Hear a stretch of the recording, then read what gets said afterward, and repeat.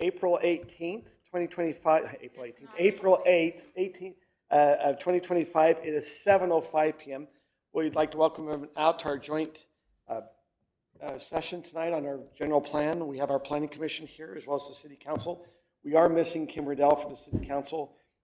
It looks like we're missing several of the planning commission members. Hopefully they'll be able to join us.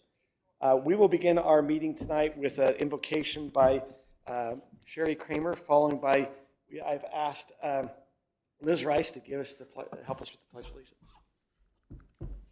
Dear kind Father in heaven, we're so grateful for this day. We're so grateful for the opportunity that we have to gather together as city council and planning commissioners and residents to listen and learn and to be inspired as to how we should go about planning our community. We're grateful for the opportunity we have to do this and for all of our many blessings that we have living in such a wonderful community. And we say these things in the name of Jesus Christ. Amen. Amen. The audience, please rise. Ready again. I pledge allegiance to the flag of the United States of America and to the republic for which it stands, one nation, under God, indivisible, with liberty and justice for all. Thank you. Okay, at this time, I think, Rob, are you going to kind of help us through the general plan on the transportation aspect? I will give a very brief introduction and then turn it over to our wonderful consultants.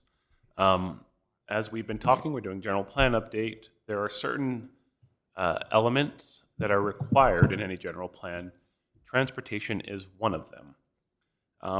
We have historically used our transportation element both as the city's element of general plan and also as the city's master transportation plan.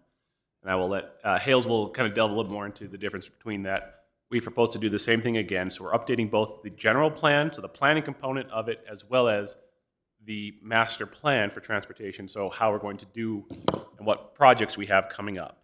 They do blend together a little bit, but we're here tonight. Hales Engineering sent us, and we sent on to all of you that kind of one-page, couple-page summary of different things. We're here to talk about some of those items and then some of the goals and objectives of the general plan and get your feedback as we start to put this together. So I'll turn it over to Landmark and to Hales. Thank you. Thanks, Rob. I'm just going to briefly introduce a couple more items, and then I'll pass it to Hales Engineering. Just as a reminder, role of the general plan, this is a great foundation for the conversation this evening. It's an advisory guide to land use decisions. It describes where you are, where you want to be, and how you're going to get there. It does not create regulations or requirements, but may recommend new policies or regulations as strategies.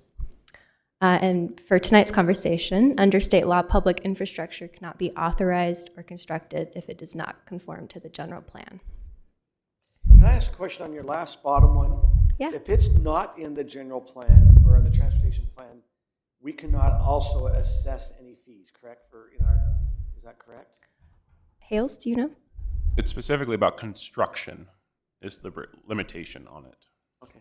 But if we're assessing impact fees, we also have to have a facilities plan That matches that. that backs it up.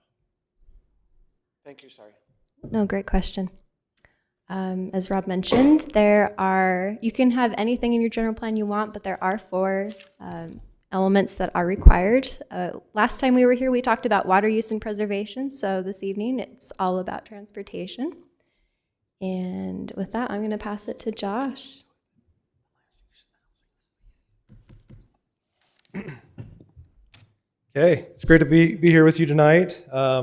My name is Josh Gibbons. I'm the general manager at Hales Engineering. I'm here with Joseph Browning from our team and Alex Gilson. They've been working on the plan with our team at Hales. So tonight we'll be going over the transportation element as part of this workshop. There are future workshops in the works that you'll be a part of as well, dealing with land use, housing, economic, parks, trails, open house, environmental, and public facilities as well. So things to look forward to. We'll try to keep transportation the most exciting workshop, and we're excited to talk tonight about some of the ideas we've talked about with staff and the team. So as we look at each element of the general plan, there's different parts that go along with it. There's a lot of technical analysis, especially on the transportation side. As we work on the master plan, there's a lot of analysis and results and recommendations that come out of that.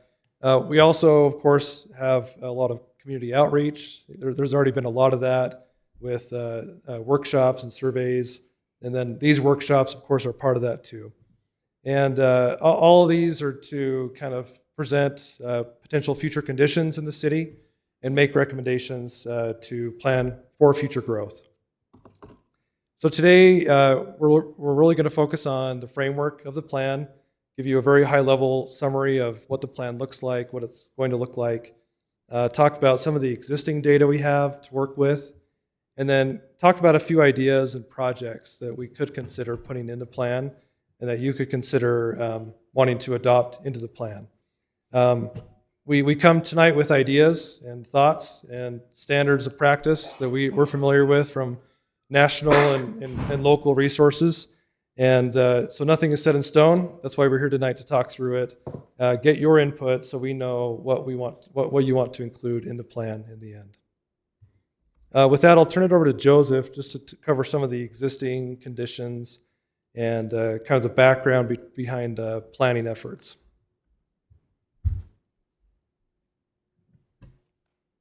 Thanks, Josh.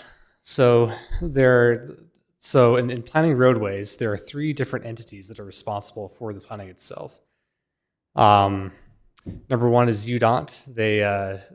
They plan and maintain state-owned roads. And there's also the Mountain Land Association of Governments, we call it MAG. That is a metropolitan planning organization that MAG coordinates efforts throughout Utah County.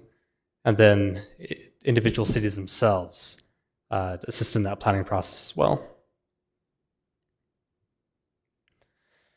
So just as some examples here, UDOT is currently planning some improvements to the North County Boulevard and Timpanogos Highway intersection. Funding is scheduled for 2026 for that one. Some projects that MAG has been involved in planning include Timpanogos, some improvements to the Timpanogos Highway commuter lanes, widening those 2 lanes in either direction. And then right now on their plan, they have Canyon Crest Road or 4800 West as eventually going to a 5-lane road. This is what they have on their plan, but it is, there is some dialogue that we can have. It's not set in stone.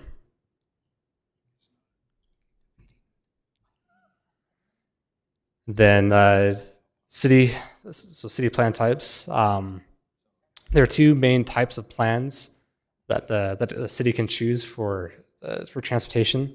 The first is a transportation element of a general plan. This is a very high level document that is a supplement to the general plan.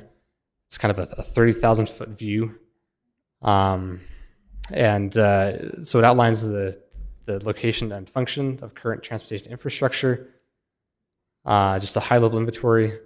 And then it highlights strengths of the current network as well as areas that might need a little improvement. And it also includes some general guidance for roadway maintenance and long-term planning. The other type is a transportation master plan. The work that we're doing leans more towards this side, which is more detailed. It is a long-term strategy that the city coordinates on, and it provides a roadmap. The detail that includes things like specific projects, level of service analysis, where we look at the capacity of roadways, often policy guidance, where we'll recommend policies such as access management.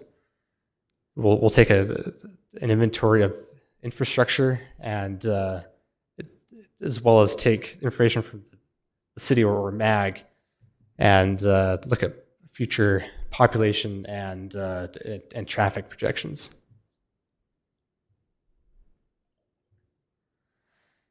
Okay, so this is just an overview of some of the work that we've done so far in regard to the existing conditions.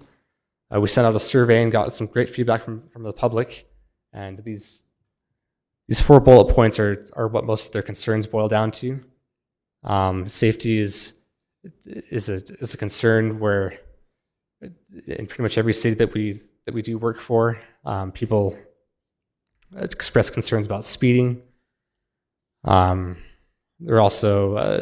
also raised concerns with parking issues and sometimes road and sidewalk maintenance, and a desire for increased active transportation infrastructure like trails and things like that. So as we've put together, as we're putting together this plan, it's also crucial for us to take a look at existing plans and incorporate those where it makes sense. So we've done our best to incorporate the prior general plan from 2008. A couple years ago, there was a joint active transportation plan with Highland and Alpine that we're incorporating as well, and a traffic calming and pedestrian safety manual. So over the past few years, we've collected counts at several different locations in Highland, and we use this as a basis to get an idea of what the existing traffic flows are within the city. There's a mix of intersection and roadway counts for that. So this is a map showing the current level of service, and level of service is a measure that we use. It's a grading scale that looks at the performance of roadways. So generally speaking, anything A through D is considered acceptable. E starts getting pretty congested, and F, you start to see pretty significant backups. So currently, most of the congestion that we see is confined to UDOT roads like Timpanogos Highway and Alpine Highway and North County Boulevard. We also see some congestion on city streets as well, such as Canal Boulevard.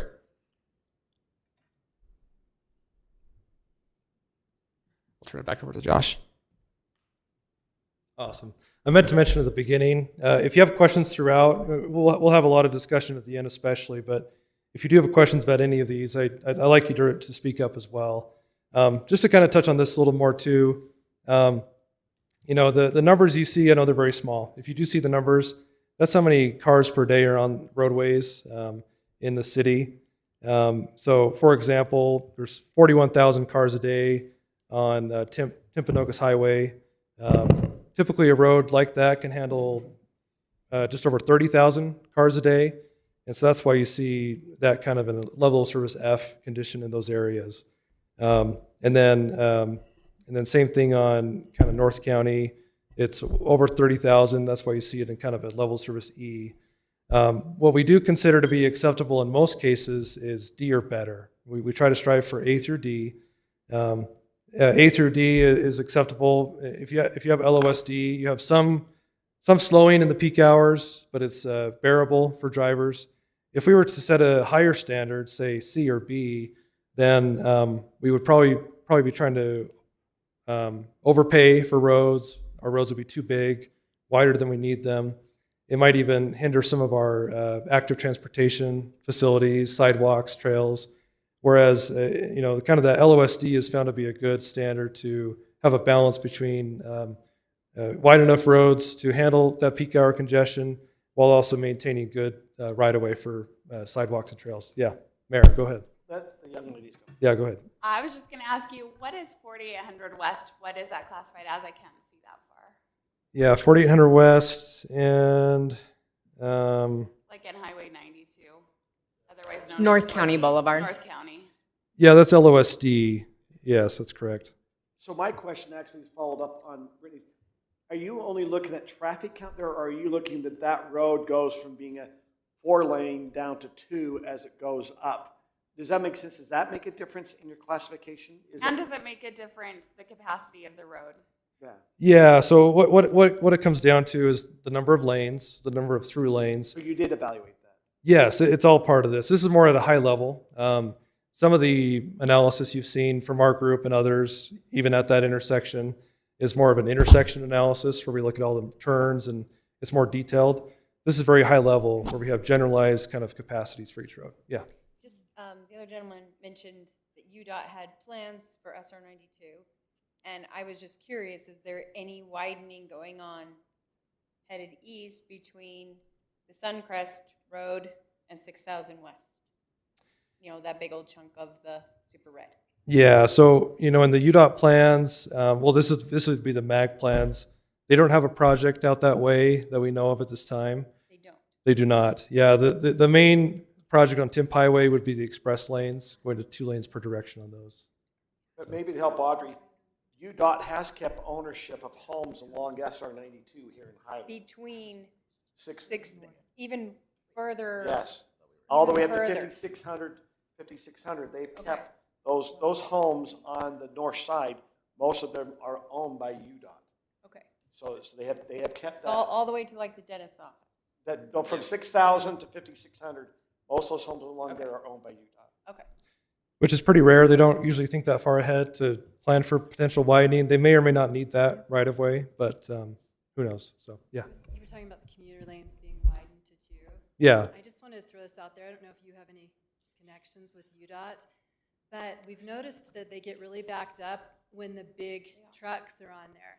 And if they would keep the big trucks on the regular road, Yeah. the commuter lane would be much Would more flow. effective.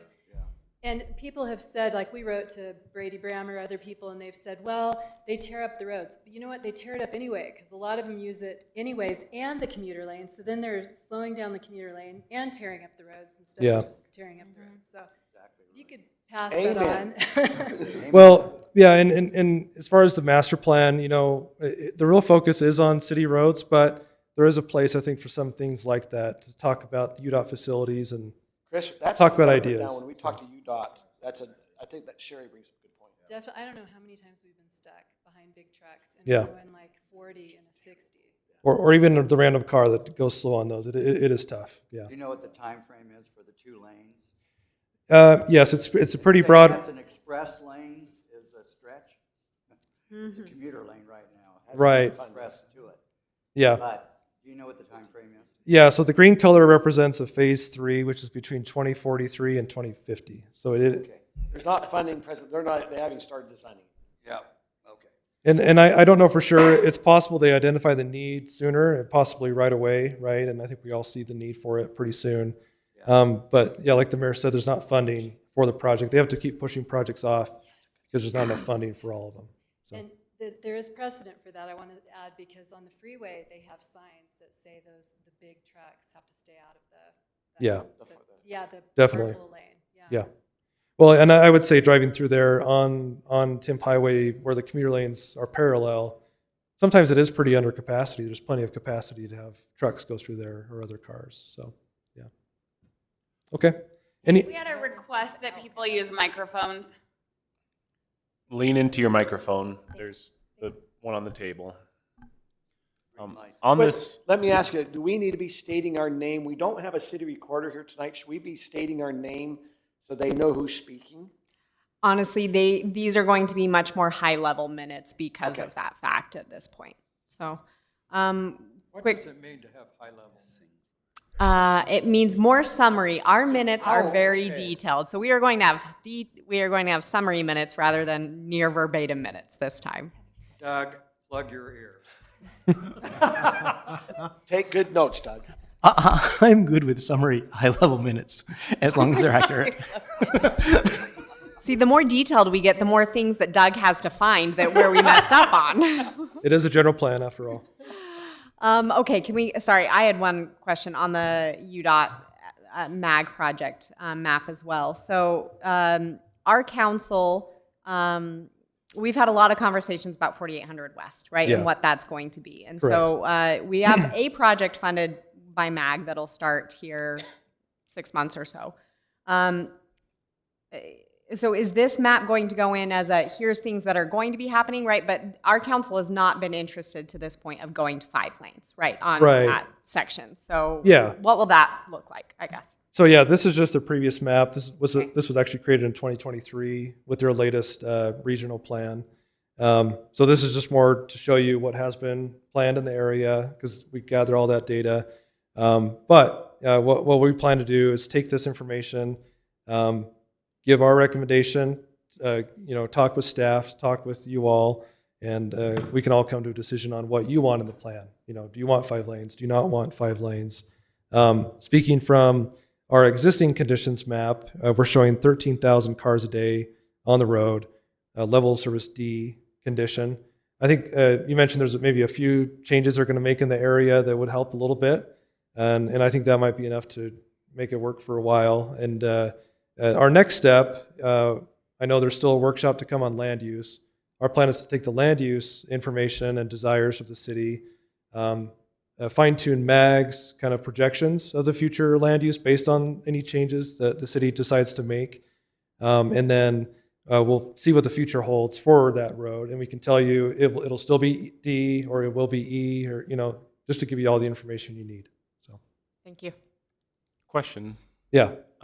Just so I'm reading the colors correctly, there's only 2 city streets that are level of service E or F, Canal Boulevard and Highland Boulevard. Am I reading the map correctly? That is correct. Yep, that's correct.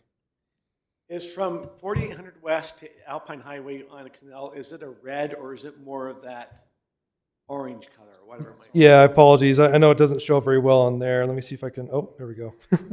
So the south portion is red. It's a higher volume in the south. As you can imagine, as people travel north, it kind of dissipates as you go north.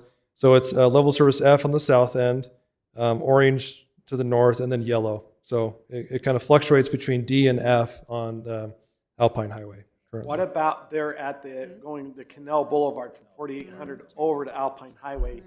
What service level is that out? Right, go down and it's the one going to. Right here? That. Level of service E. Yep. We just built that. Can you believe that, Scott? I don't. Okay, we So have an Chris ace has here. done a traffic count on that side of the road. When that road was built in the 2017 UDOT study, they estimated by 2050 it'd be between 6,000 and 8,000 cars a day. I'm sure it's up to a few thousand. Have you got a traffic count?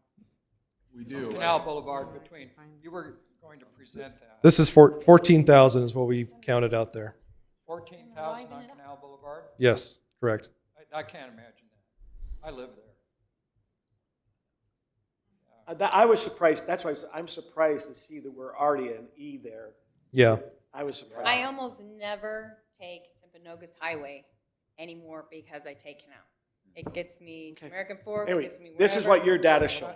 Correct. Yep. 2 or 3 times a day. I Yeah. never see that much. Just personal experience. I have my in-laws live in Cedar Hills. I live in Lehigh, and so I go on Canal Boulevard to get to Cedar Hills. It's actually a really good regional route, unfortunately, for the locals here. And so it is very, very heavily traveled. So, yeah, Chris. Could you define the number? Is 1 out of the 14,000, does that mean 1 vehicle traveling in one direction. Correct, yep. So this is a two-way volume. Yep. So 14,000 cars a day, that equates to about 1,400 cars in a peak hour. So 700 in each direction, essentially, which is about 10 a minute per direction. So it kind of helps you understand the flow, I guess. So. What time of day was that study done? It was a mix. Some of these were full day counts, full 24 hours. Some of them were peak hour counts, but we used a mix of all those counts to estimate daily volumes throughout the city. It's a very heavy data process to count every single road for 24 hours. So we did the cost-effective method that's very reliable to count a mix of peak hours and daily counts too. Out of curiosity, we'll see how we like, Chris, we have counts because we have a counter there, don't we, on Canal in that section? We had one out, yeah, it's not there anymore. Well, what did it record? I'm trying to find Okay, information. I just, right now. because we had, that sign will record it. Yeah, the signs do record, but we haven't gotten the software updated yet, where we're actually collecting that data. But when we had it out there, it had a combined traffic count of 11,000 trips per day. For that Oh, one 11 to system. 14, that's pretty close. Yeah. And it kind of depends on the time of year, right? I forget what the Lone Peak High School boundaries are. And during the school year, I'm sure it's a higher volume there as well. So, any other questions on this slide before we keep going? Okay, perfect. Okay, so first, next we want to talk about the structure of the plan so you understand the content that we plan to put in the plan. So, in its simplest form, an introduction that summarizes some of the background info, the purpose of the plan, the goals that the city has set for the plan. Then talking about existing conditions, what's out there today, kind of like the map we just showed a minute ago, and other similar maps that show current roadway classifications. The next part would be future conditions, where we look at, and I guess I do have a slide on each one. So introduction, like I said, talking about goals, the input received. Talking about land use is important, like I said. Once that's decided, we can then modify, if needed, the future projections. And then existing conditions, looking at level of service, like we talked about tonight, active transportation and transit, wanting to make sure this is a multimodal plan. And we talk about, if there's limited transit, which, there is today in the city, and then we can talk about maybe changes that the city wants to see in the future for that. The existing conditions would show a list of short-term projects needed based on that level of service and then the recommendations given. The future conditions, level of service, it looks at long-term projects at that point. In this case, we'll be looking out to a 2050 condition to match what MAG uses in their planning. Tonight, we'll be talking a little bit more about grid network and functional classification. That's always a key element to future planning. If there's certain growth expected in the city, or if there are opportunities to make connections or not make connections, depending on the desires of the city, that's important to discuss and decide on. Looking at future trail connections, we've already kind of talked about some of that for the plan. And then looking at a few kind of policies and guidelines, especially looking at how to manage access on roads depending on the classification, and then cross sections. The conclusion will include things like funding sources, how the city can work with MAG to get funds for projects, federal funding, talking about impact fees. Just to be clear, this master plan will not be a facilities plan like Rob mentioned, but that could be done based on this plan and done at a later stage. Okay, so now in this portion, we want to kind of have more dialogue as well. We want to talk about some transportation concepts. Kind of like I said earlier, this will be, we'll talk about some kind of standard practices for planning for cities and transportation. And then we want to talk about some specific locations. And I think many of you hopefully were able to drive around and visit some of the locations you're already familiar with. We gave some very brief notes, and we wanted a one-pager, so I apologize there weren't more notes with those. But hopefully you have some thoughts you can share tonight on those locations, and we can talk about each one individually. But as we talk about these concepts and the locations, we have a couple questions here, wanting to know how does the city want to apply these concepts to improve mobility and safety related to transportation. And then some of the considerations we want to take into account in the plan is public interest, how easy it is to implement a certain project or idea, the cost of that implementation, and then the impact of that action. So yeah, let's talk about a few concepts first, and feel free to chime in if you have questions as we go through these. So functional classification is critical as we talk about city networks of roads. Hopefully you can see that okay on the left side. There's a diagram that talks about mobility versus access. And there are certain roads in our network that are very high mobility and minimal access. And then there's some that are high on access and low on mobility. So the extreme example is a freeway facility like I-15, right, that has very limited access. You can't have an interchange closer than a mile in most cases, but it's very fast, very mobile.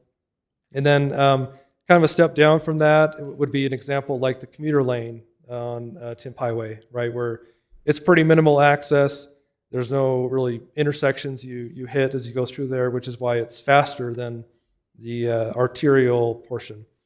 And then you get other roads like arterials, major, minor, that are meant to carry traffic, and then they do have some element of access. Maybe they have some good street access points, maybe occasionally commercial access is needed. You then move down to a collector that has a mix of both mobility and access.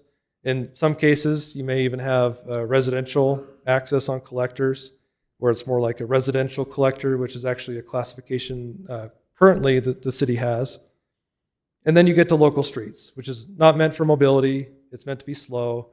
It's meant for residential access primarily, where it's safe for people to walk around, all that. So the variety of classification and how that's implemented actually protects your system, your street network, especially your residential streets. Just to give an example, if you had in all the city roads, let's say they all had the same design, the same speed limit, they all had the same kind of access control, there wouldn't be a designation for people to know this is a street I should travel from Highland to Lehigh on, or towards I-15, right? That's why it's important to have a variety and a network and a grid so that people can choose to start on a local street, drive to the closest collector, drive to the next arterial, and then be on their way to their destination. So it's critical to have the variety and then to be purposeful in implementing that design to show this is an arterial, and as someone drives on it, they can feel that, they can see it is an arterial, and it helps them drive the speed they need to. And then a complete grid network also reduces the need to overcompensate on other facilities.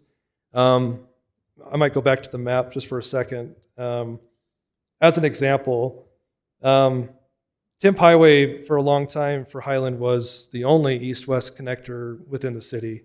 Canal Boulevard is a great connection. As we talked about, it's heavily traveled.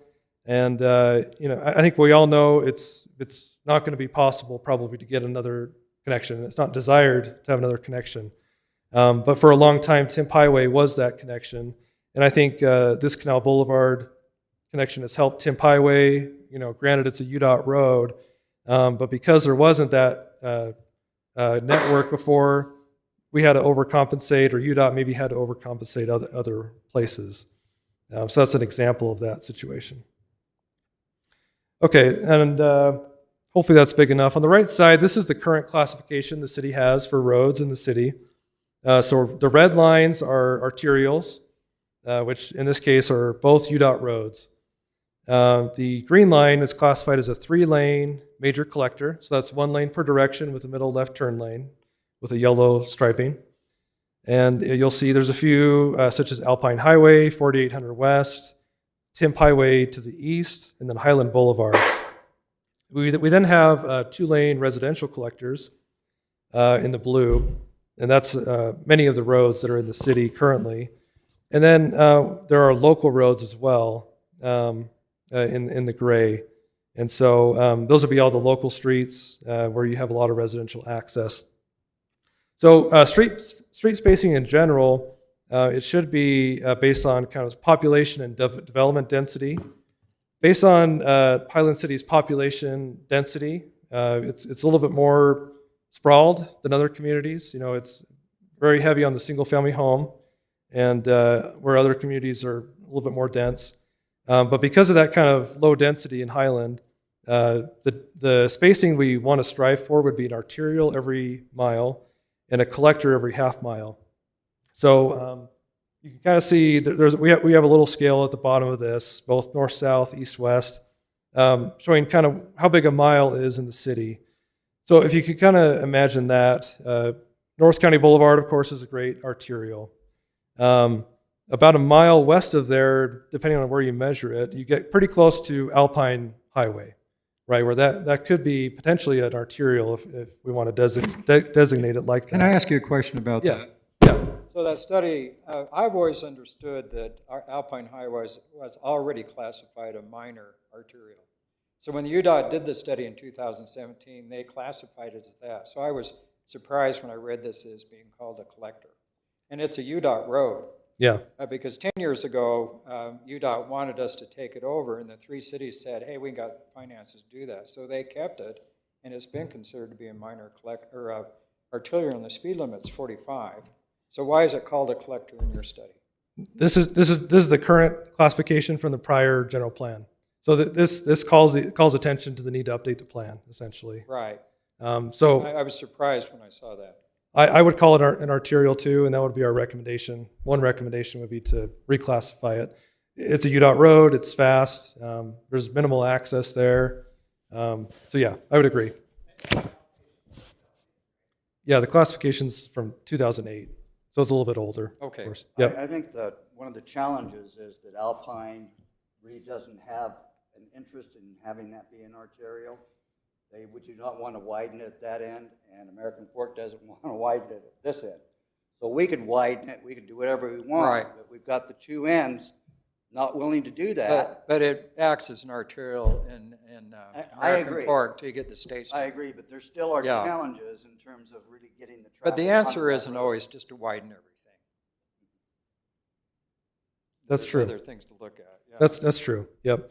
But the classification, while it may seem minor, it's important to do so that we don't allow a lot of access points to go through there. You know, so it's good to maintain the corridor. So yeah, speaking about north-south corridors, you have North County, Alpine Highway could be an arterial. If you go another mile, it's kind of mixed. You're then in a lot of residential streets, and so you may or may not. We may not need another arterial classified at that point. But at this point, you need at least two arterials north-south to have a good network, essentially. Speaking about east-west briefly, Timp Highway is an arterial as well. As you go south about a mile, you kind of get past. I'm blanking on the name. 10200. That's 10400. Oh, 10400. Yeah, 10400 north. So I don't think that really needs to be an arterial necessarily, but then you kind of got to choose whether you want maybe Canal Boulevard as an arterial, 10400. That's kind of the choice we want to make if we want to have a complete grid network. And we'll get to that in just a second too. But one more thing to say about north-south, Highland Boulevard is becoming a nice route, of course, up to Draper. When I-15 is bogged down, sometimes people take that route to get over the mountain, of course. That's approximately 2 miles away, probably from North County. So even though it's kind of on the north end of the city, that could also be an arterial we could look at. Especially right now, it's pretty well maintained access-wise, and kind of feels like an arterial already. So speaking of access, just as more of a side note, this is critical to functional classification, where we want to, for each classification, we actually want to say, we want to, if there are traffic signals on a road, they need to be spaced every half mile or so, or every quarter mile in these cases. For streets, there's a certain spacing for those, driveway spacing as well. These are all current standards in the safety document that was adopted in 2023. And so these are very typical standards that we see other places too. Also dealing with access, it's also more of a side note here. It's important to have that clear access spacing standard and keep it, and then also avoid kind of offset intersections. So these are things we'll bring up in the plan as well, but wanted to kind of mention it tonight too. Okay. Any questions on the concepts we've kind of gone over, I guess? Okay. So we sent out the one-page summary for site visits with kind of 5 sample sites. Does anyone want a copy? No. Yeah, thank you, Rob. Can I ask another question? Yeah, of course. So in this study, one thing I've noticed, because I've lived here in Highland for 36 years, I've watched it go from 5,000 people up to 21,000. But we're kind of, because of our location, unique location, we are a crossroads. And do we ever look at the cities around us? For example, your city, Cedar Hills, when you go east on the Canal Boulevard, it becomes Harvey Boulevard. It's 25 miles an hour, speed bumps. The east end is one lane wide. Yeah. They're going to widen that. But and another example is American Fork. In that 2017 UDOT study, they were supposed to connect 7th North, which is a collector, and they've never done it. Yeah. So they were going to do it, and 2 years ago they put funds to do it, but it's never happened. And so all those people in the north end of American Fork come up Con Canal Boulevard. Well, that's probably why it's got 11,000 people on that section. Do we ever look at the surrounding cities or anything in these studies? Because I'm not sure that we need to put arterials all through Highland to service the whole end of North County. Yeah. Because these other cities don't do their part. Yeah. Yeah. And that's a great point. As we look at future traffic projections, we will take into account the future plans that other cities have as well. The 700 North example specifically, in speaking with American Fork, I think that sounds like a project that's going to go forward pretty soon. It's a one block connection. It is. That's a major east-west connector. Yeah, so they are working on that. We've seen the designs for it, and that'll be a great connection as well. Are they taking into account the fact that in Highland is Lone Peak High School, that feeds Alpine. It feeds portions of American Fork, Cedar Hills, and everybody is coming to this kind of as an epicenter for games, events, and everything. And so those peak hours of school time, including games at night, is when, especially when all that high-density housing is completed. Yeah. That added to it. That's where it would be nice to reach out, like Scott was saying, to these other cities that kind of have a responsibility to connect to it, because we're kind of, yeah. he said, the crossroads, that high school is a big part of it. That is taken into account in the model that MAG runs as well, and it is in the counts we collect as well. What I'll say too, I said it earlier, the focus of the plan is mainly on city roads, but I think there is a place to call out external impacts, other roads that have been talked about that other cities need to work on. So, Rob. Just to follow up on those conversations, I think that's where the role of the Planning Commission and Council is. The engineers are going to recommend by standard, and if other cities don't follow it, then that creates impacts on Highland, and then Highland has to decide, well, how do we respond to that? Do we follow it? Do we not? Do we do something in the middle? That's why this discussion is, they'll present their recommendations, not necessarily because that's what Highland is supposed to do, more of, if everyone did it, this would work great. But with the reality, what do we want to do for our residents and our transportation needs? And that, that comes up to our one of our first questions was 4800 West. Alpine was trying to use that as their main way out of Alpine more than Alpine Highway. That's where the comment for Alpine Highway versus the 4800 West. Highlands Council did not agree to put 5 lanes going up into Alpine, so the receiving into Highland was not the 5 lanes. And so that's, at the time, that was kind of a divide where Alpine wanted 5 lanes on the 4800, and Highlands Council didn't feel that impact for our residents in that area warranted that. And so that was quite an active Along with discussion. an unwillingness to widen Alpine Highway going up into Alpine. Correct. So it was, that was the comment you made about the Alpine Highway. Yeah. Brittany's comment about 4800 West, just to kind of bring us all up to speed with what you're talking about is we might design it, but the neighbor on the other half might right. not. Yeah. Yeah. Challenge. And this is a plan, once it's done, where it should be distributed to nearby cities too. I think Utah especially, and Utah County even more, is tough. There's so many cities so close. You drive on one road, even if feels like a local road, and you'll go from Highland to American Fork or Cedar Hills, and it's just very quick transitions. And so that's why a lot of these communities need to work together on these. So. Okay, so yeah, these were 5 locations we thought were important in our early discussions with the plan. And we wanted to bring them up today, bring them up for you to go visit. And, it really helps to kind of just drive the corridor. I know early on we did a site visit. I went with the mayor on our site visit, and he took us all around town, and we saw every road. I think it was a great tour for sure. So I want to go through these one by one, kind of talk about our thoughts related to the concepts we've discussed tonight. Get your thoughts and feedback on what you saw on the site visit, what you see as the future of these different locations, and these will help us. This will help us help guide us through the process of the master plan on what to recommend.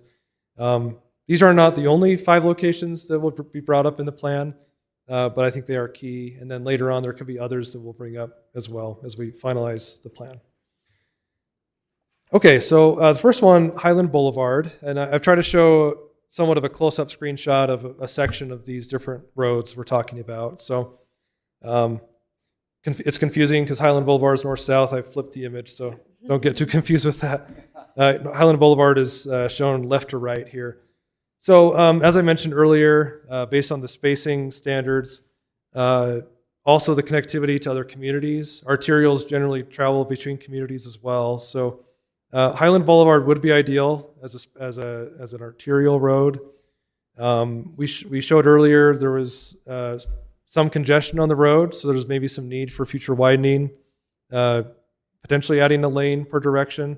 It is challenging because like I said, it does go between the Utah County side and Salt Lake County side, so there are people using it. But as you all know, I think it is a very heavy bike corridor. Feels like every time I'm on there, I see a team of high school team of bikers on the road going up to the trails or whatnot. So it's a beautiful road currently, with the raised median in the middle. But yeah, overall, it's access is maintained pretty well, and I think it could be an arterial. But I want to hear from you all. What did you see on your site visit? What are your thoughts on maybe the future of Highland Boulevard? Yeah. I'm sorry, I'm kind of a contrarian. No, it's great. We need that. I've just got some studies that came out of Harvard and MIT and Massachusetts roads and that. Of course, they're blue state.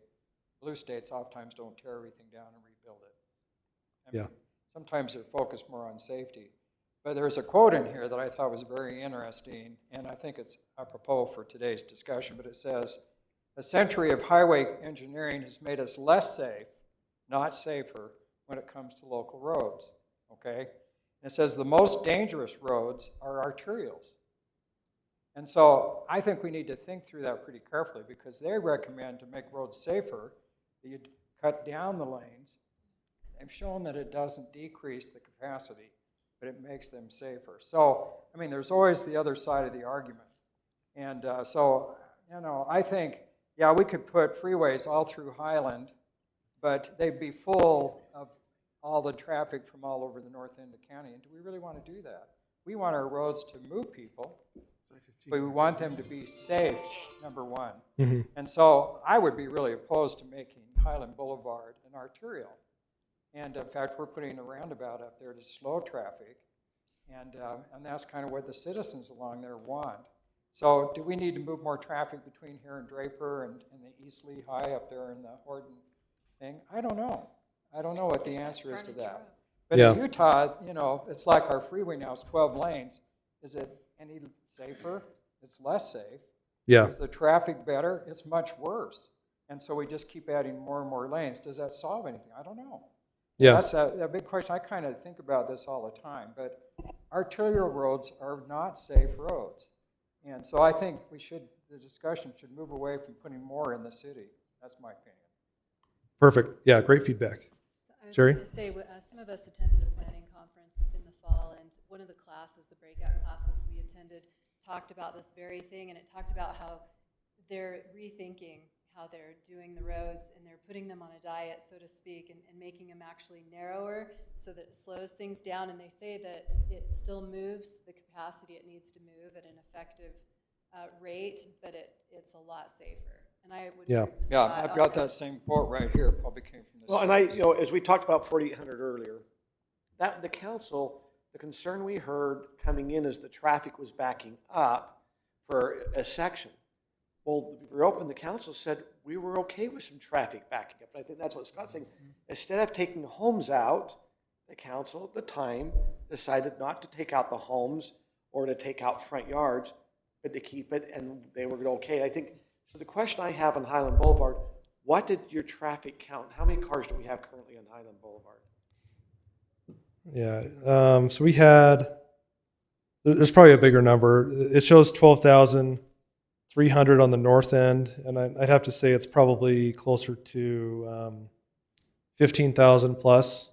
So it's pretty similar to Canal Boulevard. So we have another 600 homes coming out. Lehigh's going to be having their development coming 600. We have at the intersection of 1800 north, or north end there, we have a roundabout coming there. Would the study show if 600 homes get added in that area, what would our traffic be like? How many trips does the 600 homes going to add? Right. Well, 600 homes would add 6,000 cars a day, essentially. They won't all. Are you talking about the Sky? Is that what it's? Sky State. Yeah. So some of that will go on the road, on this road, of course. It will show up in the future projections. Yes, that's correct. So what's shown here is existing, but the future conditions will show those. Will it fail if we don't do anything with Those it? are I guess that's the question. What your future showing to 2050, will that road fail? Do you know what the future projections are? I'm not sure we've gone that far. I don't, I'm afraid. I was just gonna Yeah, go ahead. Speak at the microphone. Yeah, I was going to say, if you're okay with, I mean, you're correct that narrower roads are safer, and along with that will come some level of congestion. And if you're okay with that, that's great. We can incorporate that into our plan and make that the vision for the city. But I would probably also suggest supplementing that with alternative forms of transportation, such as active transportation and public transit, to support movement of people. And let's just get really, UDOT's they have no plans to come up north of Utah County. They don't believe that they looked at that when we looked at the system here a year or two ago, and they're not looking at it up in this area. You mean UTA? Is that what you're saying? UTA. Yeah. They're not really looking, I think, we don't have service up here. That's where you're saying, hey, get transportation. We did put along 4800, we did widen so the sidewalks are 10 feet because we believed there'd be more bikes. I think that's where your active transportation did take account into that. Can I ask you a quick question? What, with the homes going up on that, on the Lehigh side, what do we know is happening on the Lehigh side? Yeah. That's the 600 homes? Okay. Now, they will have a senior community. About 200 homes will be senior. My husband rides the train to Layton every day.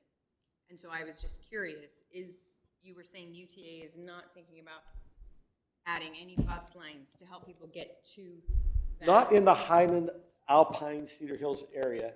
They might get one up to Texas Instruments. Does that make sense? They might come up to Texas Instruments to pick up and then head back down, doing one down. That would be okay. Yeah. I was just driving yesterday in Salt Lake by the big Costco. I guess it's the biggest one in Utah. And there's a bike lane right on the side. Do you know what I'm talking about? It's up on the curb, so it keeps it away from the traffic. And then they've got a line of trees kind of separating the road from. Yeah. I mean, something like that would be pretty cool. Yeah. Okay. So many people. So let me ask, Highland Boulevard already has 2 trails along it. Along the side. They have pretty good trails on both sides. And so I think one is an asphalt, one might be a cement sidewalk. That's what I think that if you look, you already see this sidewalk, and then the other you're seeing the asphalt. So for bike movement, if it, they can get off. I don't think a lot of those bikers do. So unfortunately, I think they ride on the side of the road there. It's not striped, and I think that would be really helpful if it was wide enough to stripe it, so people would know which side to stay on. Yeah. So my daughter Okay. lives in Cottonwood, and she rides over Suncrest and comes through there all the time with a big group of people. So it's used as an athletic It is. recreational spot. There'll just be a lot of people coming there. What do we do in our active transportation? Do we put bike trails along this road? I can't remember. I know there's been, I can't remember if it's in the active transportation plan, but I know there's been thoughts of bike lanes on this road in the past. So that probably came from that plan. I know just from a current project standpoint, we were working with DR Horton on their roundabout plan and their improvement of Highland Boulevard, and they're putting a trail. It'll run on the west side, 10 feet wide, about halfway up where the power lines run. And then they're going to run a trail underneath the power lines through their development. So the Parkway detail will continue further north, but it'll be 5-foot sidewalk north of that. The trail will go up and then curve through the DR Horton development. And we're still keeping the other side Parkway detail as it is. What does it need from us once again here on Highland Boulevard? What do you need us? Wanting to know feedback on the desire, maybe to comment on a couple things. There's been comments of we don't want it to be an arterial. And I would agree. It kind of depends on the arterial, if it's safe or not. The extreme example of not safe arterial would be, say, State Street in Orem, where it's very wide, very fast, and there's a lot of access points. It's not built as an arterial. And over time, if there's redevelopment, UDOT will consolidate those access points and hopefully make it safer. Highland Boulevard currently, I would say, is built like an arterial because there's limited access. There is a landscape median which can tend to slow cars because it kind of constrains the space, but there's a wide shoulder. All those lend itself to be a current arterial. So the feedback we're looking for is, the standard says it should be an arterial on spacing standards. But do you want it that way? Do you want to change the design so it's more access allowed onto it? Do you want it even narrower? Because it is fairly wide as it is. So that's the feedback we're looking for. So, yeah. Curious on these comments that were just made. Don't the traffic engineers run a model? When I'm at a traffic light and I'm 6 cars back and it goes green, I don't start moving. If you back all that up, yeah. I mean, like that'd be a horrible plumber if he plumbed your house that way and you had 3 bathrooms at the end of a half-inch line. Right. I think you can make arterials safe by narrowing them, but to say that to take I-15 and go to 2 lanes, everybody's going to get home on time is not going to work. I mean, with that many lanes, you come to a stop anyways. If everybody just moved exactly when everybody moved, yeah, that would probably work. But I would tend to rely on a traffic engineer that would run the counts, because when DR Horton comes through and attaches up north on that, they're going to dump a ton of traffic, and this side of the neighborhood is going to have a hard time getting onto that road. Yeah. Especially if it's backed up. I hate coming up when everybody's squeaking through the light because they're so backed up, and now it's their turn to go green and no cars go. Right. And yeah. so I would rely more on a traffic engineer to run his model, put the counts on there. That's why they do TIAs, traffic impact analysis, to tell you how it flows. That's how they time our lights. Yeah. But to just say, hey, make it smaller, I don't know if that's safer if everybody's pissed off. They're trying to get home and they're late for something. So, but my question, okay, we have 11,000 cars, and now let's say we go to 17 or 18. The way that road's designed, can that handle the 18,000, or what needs to change on it? Yeah, once it gets past 15,000, it does get congested and gets to a failure situation where cars are backing up. So what would you need to do to it? 15,000. So what are you suggesting, that we need to do 2 lanes each way? We haven't talked about details, but that would be one route where you do go to 2 lanes each way. And what we can do when we look at the future projections is say, MAG projects this much traffic on there.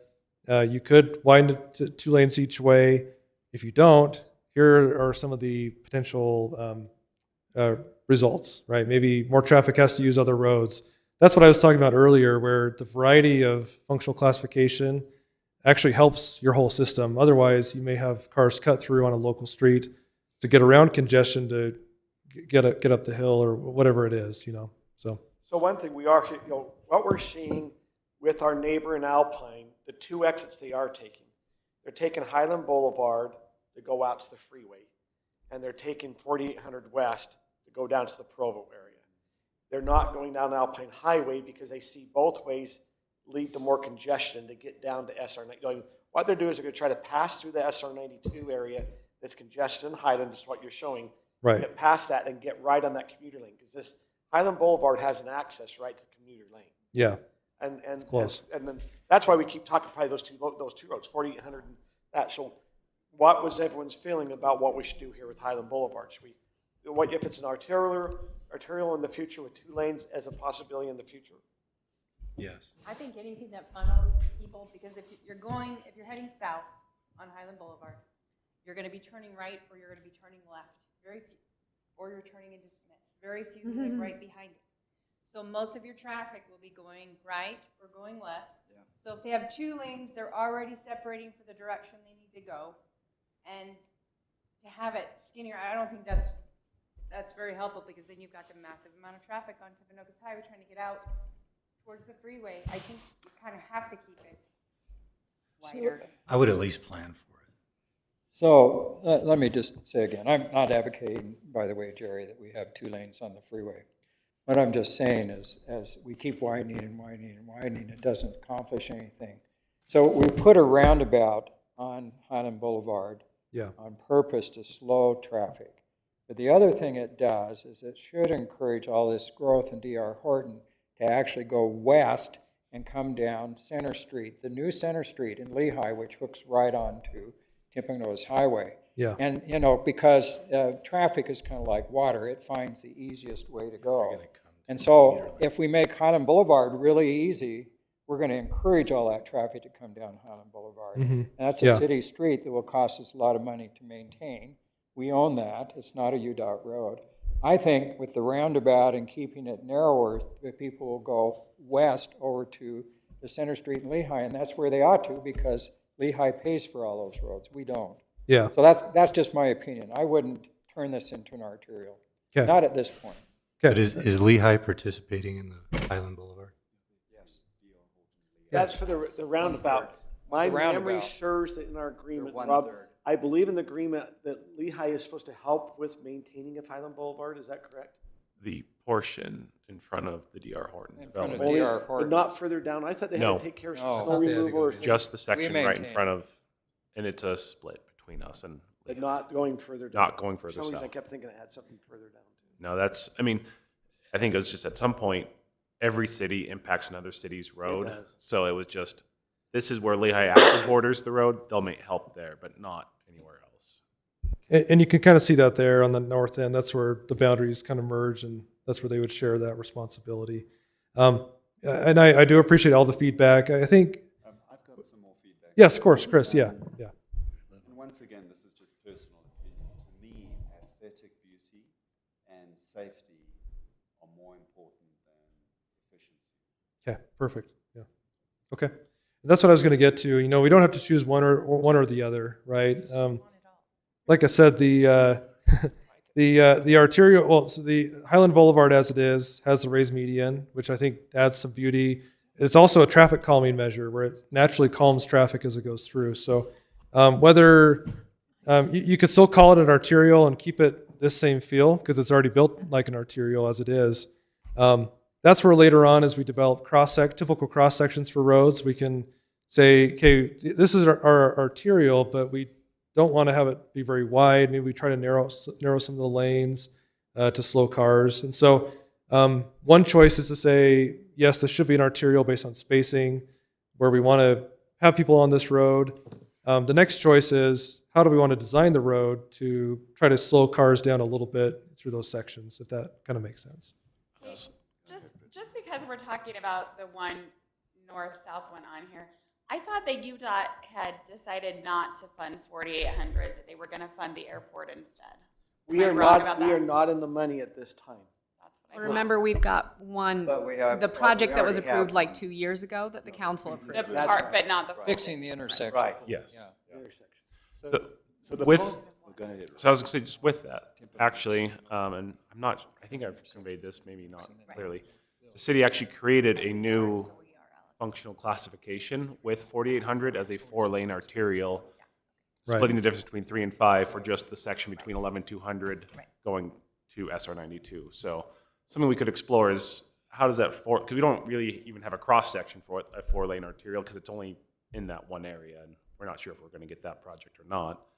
So that's something we could look at as maybe that's a design that could be planned for, and we'll have some better cross sections of Yeah. a midpoint. So But that- we'll let's get go- some options for you. I'm kind of confused on our general plan. Right now, this in our current plan shows as an arterial. And what has been built. It's a is an collector. It's a collector? Yes. No, they've- It classified as a collector. So it's classified as a collector, and we need to decide if we keep it as a collector, it stays as is. But you made a comment, we could state it's an arterial, but it's that design. What I'm saying is the way it's built with very little access and somewhat wide shoulders, it feels like an arterial as you drive it. And then the connections it makes to Draper, that also makes it seem like it is an arterial already. That's what I was saying. It's possible that even though it was a collector, it was built bigger than a collector potentially, with less access, which kind of made it what it is. So if we say arterial in our plan, what does that change on this road? What it does is it protects the road for future use. If there's any, I mean, I know a lot of this is kind of new development, right? So there won't be a lot of changes or new access proposed right away. But what it does do is if any new development or redevelopment comes in, there's a standard of access spacing so that it maintains that. So really, it's about defining it now so you're protected later against close access spacing that's going to ruin mobility. Looking at everything along there, everything's developed except for the Patterson PO zone down there. All the housing, however, if it's redeveloped, is where we get the issue. And hopefully by the time those homes are redeveloped, they updated the plan. But Yeah, so I'm okay with this, have the spacing requirements to keep it in. Exactly. So yeah, the classification just points to other codes that say for arterials you do this. Like you can't have lots or access onto arterials. We prohibit that. So as soon as you give it classification, we know, okay, that triggers a set of rules for that road. No driveways, et cetera. Yeah, I'm not sold on widening it, but just like we talked about earlier with Alpine Highway, we could readily consider that an arterial. It functions like one, even if it's not 3-4 lanes across. Right. That likewise to me, Highland Boulevard functions as an arterial, and we can talk about how many lanes, but I think that even at 2 or 3 lanes, depending on how you look at it, it is functioning as an arterial. Right. Really. And that thanks for clarifying that too, is because it's an arterial does not mean it needs to go to 2 lanes per direction. It's more just about the standards and the code that's in place for that classification to maintain it the way we want it. that's why I was confused, because to me, I thought this was an arterial. I mean, it's like it functions as it. I thought it was. Right. But back to Scott's point, I really agree with the fact that by narrowing, I don't think we're talking about going from 4 lanes to 2 lanes. Yeah. We're talking about having more narrow lanes. And more narrow those lanes are, the slower the traffic is inclined to go. They're less comfortable going faster. I believe that's Scott's point, and I couldn't agree more with that point. And I believe we need to traffic. look at that. Correct. And I think the planners in the middle are traffic calming. I mean, that's, I still like the planners in the middle. Yeah, Perfect. Part of the conundrum is going up to the Ridgeline Elementary Road, you have one road, and then from there going north, it's just this sort of luge run, see if you can Yeah, right. And if How that, true. If that was profiled and designed in a way that was more amenable to bike paths and a little variation, you would have all those traffic calming type of features built in, not perfectly, but Right. a roundabout and perhaps something up at Sky Estates at the top, we could mitigate some of this. So this is my question about traffic. We have a roundabout at 1800. Yeah. Now, as we go up past Sky Estates development, what Chris talked about, we do put the medians back in, because that was the thing. And we had talked about at the top there, have a connection of another roundabout. And I think that's what you're talking. Yep. But do we need to have that in the plan? I guess that's the question. Is that, when you're saying getting the weeds, does that not need to be in it? What we can talk about is potential, we can say this is an intersection where we may want to consider a roundabout, but it will require further study, but we can call it out to say the city wants this here. So, Well, here's another question about what and what not to, put in the plan and stipulate. Yeah. Most of the world uses 10-foot lanes. On Timpanogos Highway, what are those, like? Probably 12. 12-foot lanes? Maybe right? 13. And I've been banging the drum that Scott's banging for years and years. And I think the happy way to meet in the middle here is just narrow lanes. We'd have 4, call it an arterial road, but putting in 10-foot lanes. Exactly. And it's already the standard with the U.S. and parts of the U.S. being the exception, where we have 12 and 13-foot lanes. But, and this is like my pie in the sky, like hope would be including something like that in the master plan, like defaulting to 10-foot lanes, and having that be the rule, and then visiting that rule with exceptions. Yeah. I don't know if something like that should or needs to be addressed in the general plan, or if that's it will be. Bike path or some kind of buffer? Yeah, so the actual study that I've been looking at, the 10-foot lanes, then what they do is when they narrow that, they put in wider bike lanes, landscaping, all that stuff slows traffic. So we want to move traffic. I'm not opposed to that. Yeah, oh yeah. I like to get where I need to go. That's the but point. We want to slow it and make our city safer and more friendly to people besides. Because up on Highland Boulevard, cars, that's a problem. That's a sidewalk. That trail that goes up it. Like biking is my primary mode of transportation, and unless it's Murdoch Canal or I'm not biking on anything that's not the road. Because if it's a trail, if it's a sidewalk, you don't bike on those.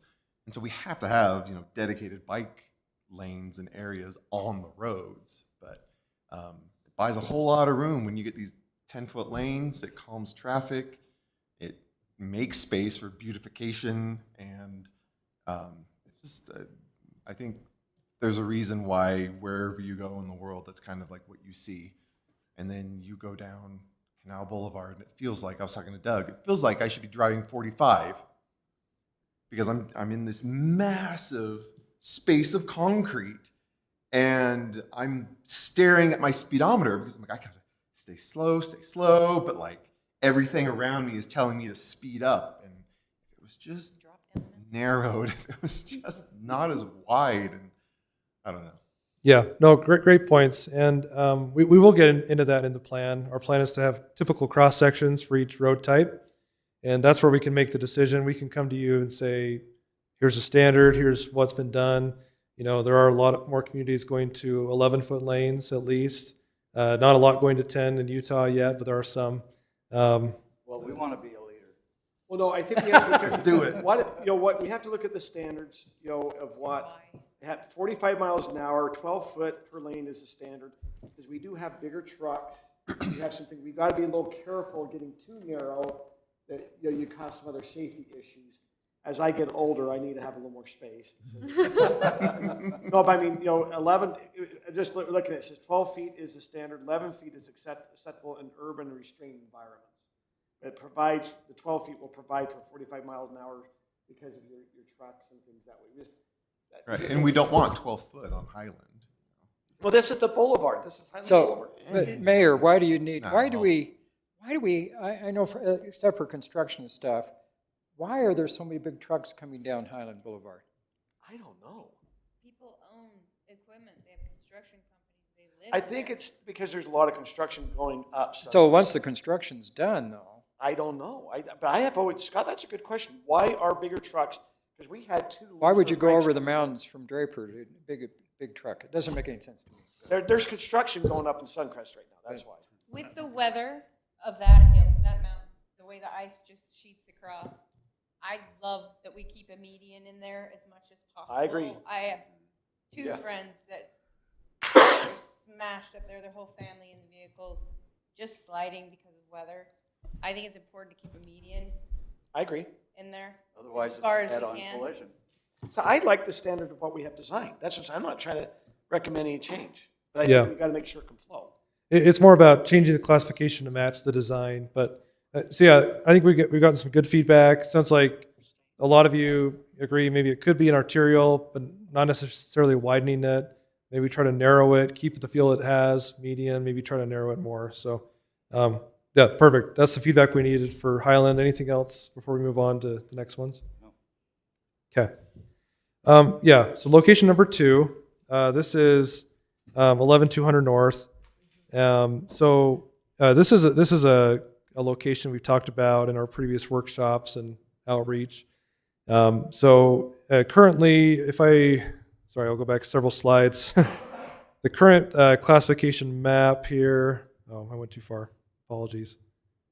And still too far. There we go. 11200 currently to the east is classified as a 2-lane collector. And it kind of dead ends on the east side, somewhat dead ends on the west, and you can say it comes down. One other thing about both collectors and arterials, you usually want them to have kind of a good end and start point. Neither one should really end in a dead end. They should probably end at another collector or arterial to tie into. And so that's another kind of concept that we often use. So talking about 11200, one thing we've talked about, and I know has been discussed in the past, is should we not complete the connection there on 11200? I don't believe there's another east-west corridor north of Timp Highway there that cars can go east-west on. So it would provide some good connectivity. It would provide the grid network that's usually looked for. Talking about a half-mile collector spacing, this would be an ideal kind of spot for that collector connection. So is it a half mile? It would be approximate, and I can go back really quick. So this is, that's a mile. So it's probably a little closer than a half mile, maybe between a third and a half mile. But because there isn't another connection that's possible for east-west connectivity, this would be the ideal spot for that collector. That's the reason this is my highest priority is 11200. Okay. Having that connection. Because there really isn't other east-west possibilities out there. So we've got to take advantage of what we have. But looking at the design, I agree we probably need to look at trying, but this isn't a straight through. It kind of curves up. Well, that's okay. And curves down. Is that? It slows traffic. I see no problem with it slowing traffic and having to curve. So we can do it without taking that property to the north, I think. Chris, is that right? I think so. I know that Andy had proposed 2 10-foot travel lanes, 20 feet of asphalt. I think, one thing that when we went out for the site visit, there's a sidewalk there, and I'm sure there's pedestrian traffic that we see on that, so it'd be nice to have that sidewalk still there. I think it might be possible to get some property on the south side and just kind of, move the sidewalk over a little bit, still get 2 lanes of traffic through there, still provide for pedestrian access, and I think it's doable without having to do any demolition on that property to the north. We'd probably have to still have a variance for the setback, because about 25-ish. East-west is one of our greatest challenges in Highland. I mean, it has been, and Canal certainly was a big boost, but it didn't solve it. It's not solved. Well, this is north of SR 92, so.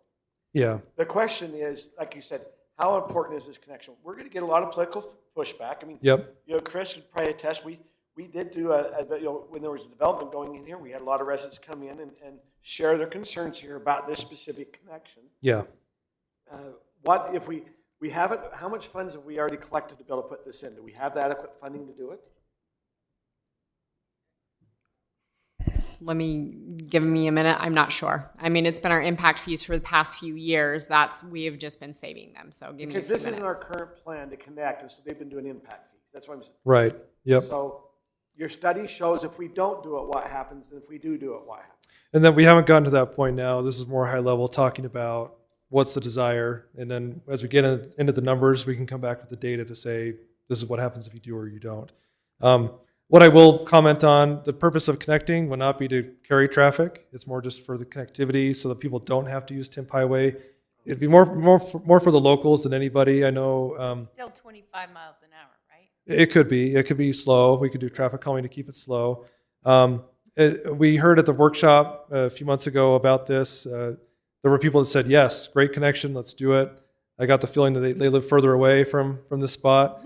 People that live close said, no, everyone's going to cut through when it's congested on Timp Highway. Personally, I don't think that's really going to happen, just knowing other similar roads. Really quickly, one example would be Main Street in Lehigh. If you drive that in peak hours, it's very congested. Lehigh has decided to keep Lehigh Main Street narrow, so it's not as big as Timp Highway. There's a road 3rd North, 3 blocks north of Main Street that's not used very well at all. I take it all the time to work because no one uses it, but it's a great connection. It's connected all the way through. It's kind of a similar spacing to what this would be. So based on that example, and we'll look at the data later on, but I don't think you'll see a lot of cut through if this is connected. It's just more to provide that connectivity between the communities and complete the grid network. So I do think that it is very important to have a connection through there. I am ambivalent as to whether that connection is a permanent road or something that is only available in the event of emergency to get emergency vehicles through. Okay. But I'm worried about northbound east-west connectors in the event of a natural disaster. So I very much want the connection.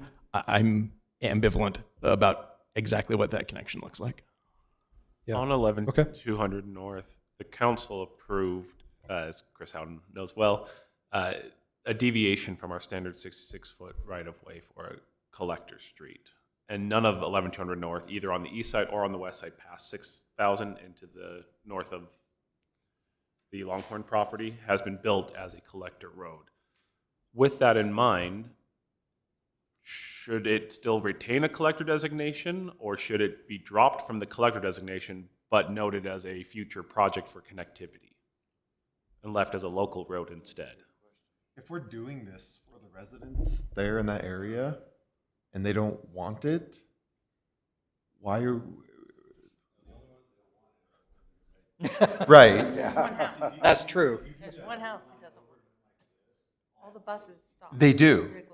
They do. I Okay. think- No, So I they think don't. those who will use it will be the local residents there. I don't see a lot of residents from Alpine taking a shortcut through here. Yeah, I don't think they will either. Because I think once they get to Alpine Highway, they'll come down that way. I think this is more of a road to help the local residents if they see it go. It is hard because they have to go up in the subdivision to come down if they're trying to do a connection. But I think, and I know, Chris, we've had a lot of residents. This is going to be one where some residents won't want it and some will. This is going to be the line. Yeah. I would love to find one resident that would be in favor of this. But it just depends on, philosophy.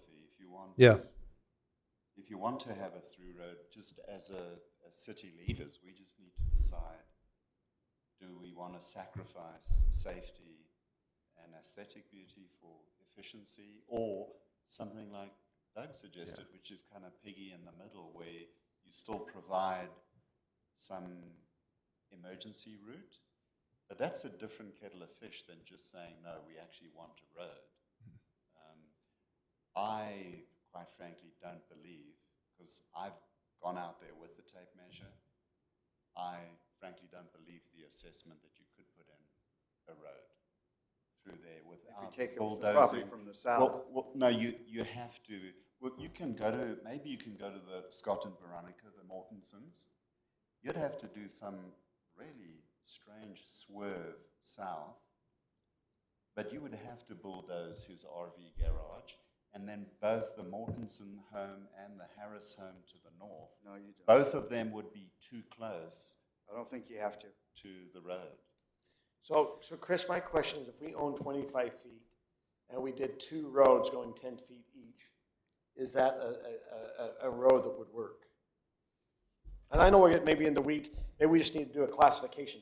Yeah. Ultimately, I do think it's important to have some grid network, and I do think the residents there, after it goes in, you know, it's unfortunate that they feel the pressure. I don't think they're going to feel the pressure like they thought in the concern. There is something about having some connectivity.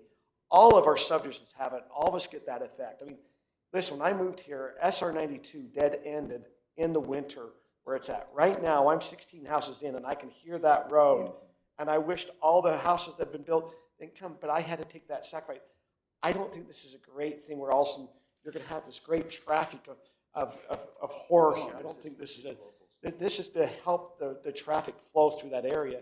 And I think there are some residents, once they get it, they don't have to go all the way up to come out. Now, the one question I have is, this road does come to 5600, which has a light on it now. Now, it doesn't go all the way through to 6000. And I think this is where you're asking, Rob, it will connect from Alpine Highway to 6000 West. That does complete a grid.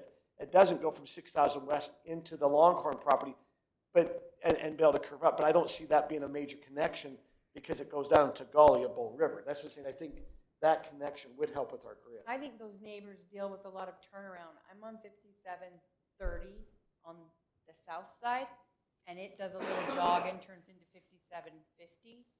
So if I was just to cross Timpanogos Highway and go through, we get stuck in there all the time. Tons of people get stuck in there thinking they're always doing turnarounds in front of those residence houses where it just stops. And so they're getting a lot of traffic from people trying to get through, thinking they can get through. Yeah. Because it does make sense.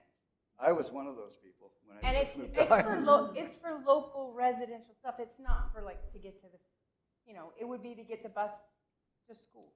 It would be to get, because they all have to get on 6000. Yeah. Because it's not going to serve Alpine at all to do that.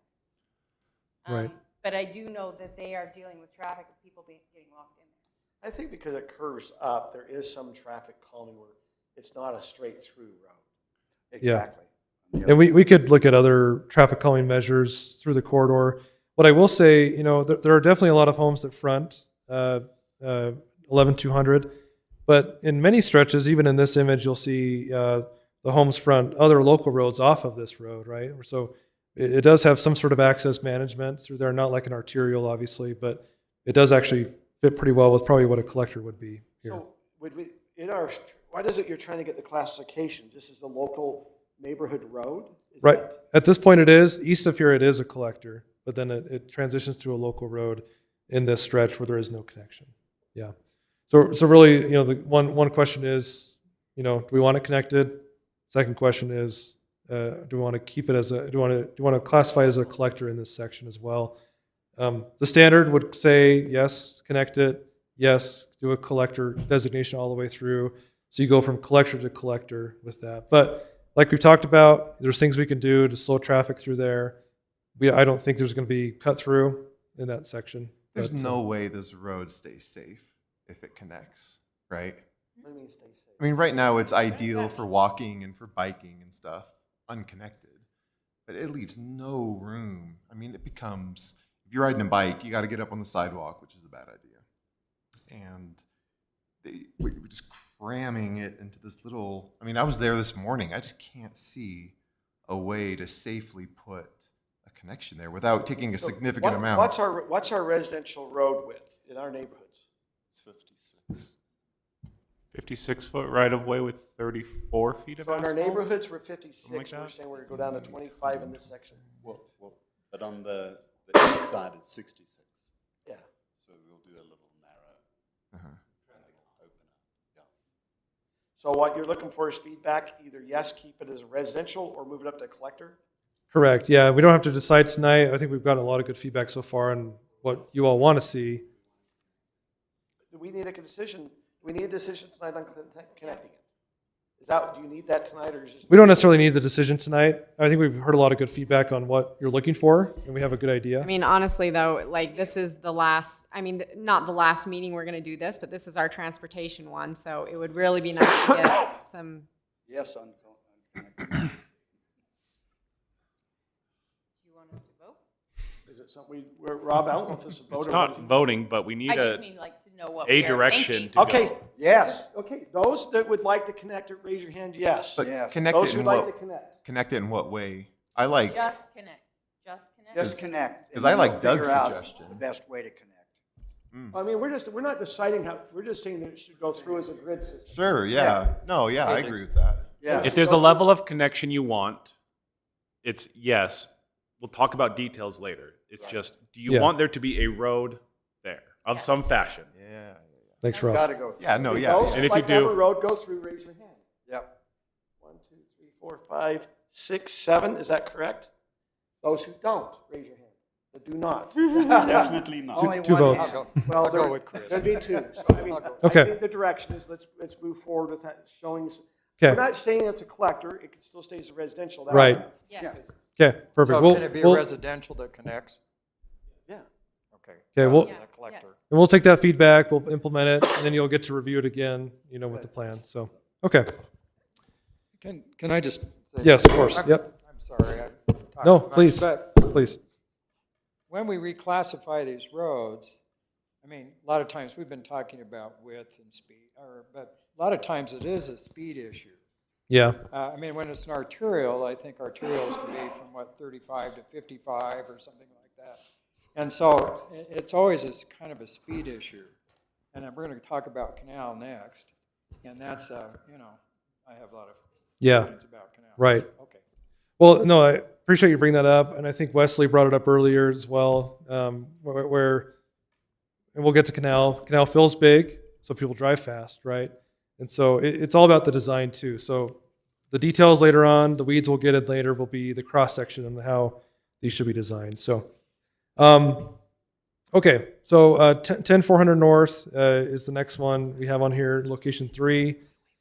Currently, of course, it goes between Alpine Highway, goes out to 12th West as well. It's a great connection that goes through the city. We talked earlier about how if you're looking at a mile spacing from Timp Highway going down, this is probably a little bit less than a mile. Because it doesn't connect all the way through, of course, to North County, I don't think it has to be an arterial per se, but I guess our thoughts currently would be that right now I think it was a two-lane collector in the classification. But what we could look to do is as it builds out, we could look at a major collector, which would be more like a 3-lane cross section, 1 lane per direction with a middle turn lane. And I in some sections already have that, of course. So the image we show here by the park has a middle turn lane, so it would look similar to this. But there are lots of sections of the road that are currently 2 lanes. So really, it's just a matter that over time, I think there, with some development, that could be widened out to 3 lanes. Long term, if I go back very briefly to our level of service, it's only currently at about 5,000 cars a day, which a 2-lane road can handle. But in the future, if we see that goes up to 10,000 or more, that's where you want to look at carrying that middle turn lane all the way through to get more capacity, to get the left turn cars out of the way and add that capacity to the road. So you're saying 3 lanes with the center lane? So it's 2 with. Yes. 2 with the center lane. Yeah, and that having those driveways back up into that, it seems like that option would be safer. It would be, correct. So, Yeah. So my question is right now, it appears that 10400 was designed from our city center down to 6400, or I guess down to 6000 West, has that. From 6000 West to 6400 is where we have our thing. Now, we had the new Pantos development in. Are they doing a standard? Are they required to do a standard, which would be the width of what we're seeing here in front of the park? Or does that make sense? Because if we do have classification, are they already doing that of what we're seeing here? And who are all these extra people who are gonna be driving on that I road? wanted to talk Now, about. I don't know if 10-400 is going to pick up a lot of Worried extra about the traffic. speed. Where's the- Canal's gonna get it all. Well, no, but I'm saying, I don't see 10-400, but unless you have some new development, there's not a lot of new development. There's nobody else to. Right. Well, no, you do have the one, you got there at 6,000, you got the Bueller I property. think you need to bring But that up that because might it's a be real 40 problem. to 60 homes. I'm gonna talk about some statistics on. So yeah, you know, we may or may not get to that point. I think the question really was that there's some inconsistencies where some sections have 3 lanes, like by the park, and do we want to carry that through, plan it long term? Not that it has to go in right away, but as development occurs, you could plan on that section. I think because they'll be from 6,000 west, the 6,400s were developed right. So are we like making some decisions now that should probably be made in like 10 years? No, because. When we do this whole thing we again? have- No, the reason why we have to do that is if Bueller comes in, we're telling them the standard they have to build at. Right. Right, But if we don't have it, they don't have to build to that standard. right. They That's could why have it's important to streets get it come in now, is if the Buellers come in, Right. we have to develop to that standard. That's And it's the same as the Pantos, that's why I'm asking about the Pantos. Right. That's coming into planning commission. Pantos is where? It's that one we already did. You know where they were arguing about the boundary dispute? We did it 2 months ago. Right on Yeah, yeah, yeah. 10-400. Okay, sorry, Like, it just wasn't in my head right there. What's this classified now, and what would they have to do width-wise? Connector. Currently a 2-lane collector. So maybe they already have to do it. So, Would it, 2-lane? yeah, would collector it put the 3 change? lanes? Like, would it change, reclassifying it? Would it change, like, Is it Yes, how so they develop it? we were having Pantos put in a 66-foot wide 2-lane minor collector. I think the 3-lane is also 66-foot wide right of way, but it's striped differently. So we're having them give the right of way, but So, yeah, it may not matter too much if the pavement's the same, and we can look at changing that cross-section if we need to. But really, it's just setting the goal. You know, what do we want this to look I like? think we want 6 feet along there, whatever, I mean. Whether it's 2 or 3 Is that lanes. right, Chris? Is that- Yeah. I would agree with that, yeah. And like Okay. whatever like kind of future proofs this road, you know, what gives us the most leeway in the future making decisions, and you know, we don't want to handcuff ourselves now. So that we don't have to take anyone's property later. yeah, and And it sounds like yeah. that's what we have in. So Yeah. I agree with the discussion here. I'm not opposed to having a 2-lane with a turning lane. Yeah. But one thing we're not talking about on this road is safety. Correct. And you've got 2 schools, an elementary school and a junior high, and you've got our premier park that's full of kids all the time. So I'm just going to read some statistics real quick here because we need to talk about speeds on this road as well. Yeah, With right. some lights, sidewalks, and other things to make it safe.